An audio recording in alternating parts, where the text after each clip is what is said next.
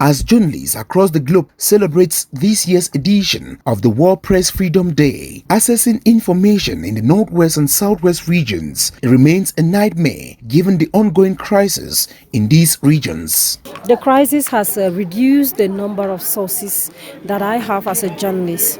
I cannot easily go to places I would like to go to and tell the stories of the local population. Also getting people to share their experiences has been very, very challenging because everyone is afraid. Accessing information in the Northwest is very difficult. A lot of persons that you may want to talk to get concrete information are afraid of talking to you. So you see that access to information is not easy because of the present crisis. It hasn't been easy.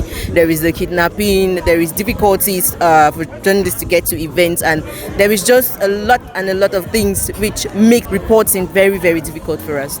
Well, as a journalist, accessing information in the region particularly has been a difficult task to come by. Those who are at the forefront or those who are actually the victims of a particular situation will not want to say what they feel or will not want to give you the exact information, which rather makes your reporting very complicated. According to Nkwan Corbett, the press is yet to be free in Cameroon. We are celebrating World Press Freedom Day, and in terms of the freedom of the press in Cameroon, as it's supposed to obtain, as was wished in the Windhoek Declaration in Namibia in 1993, we can't say that the press is free in Cameroon because we lack the basic thing that people take for granted in other places, like the economic viability of the press.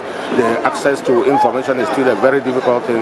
We lack an access to information, a Freedom of Information Act, even though Cameroon is signatory to the International Communal and Civil and Political Rights, as well as the United Nations Declaration on Human Rights, that propagates, whose Article 19 is on the freedom of or the access to information. So if you are in a situation where you don't have any legislation that protects your access to information, you can never say that the press is free. Of course, we know the number of arrests that were had because journalists have been trying to do just their job. We know the number of kidnappings that we have had. Of course, we know that there's still the story of Wazizi that's still to be unraveled.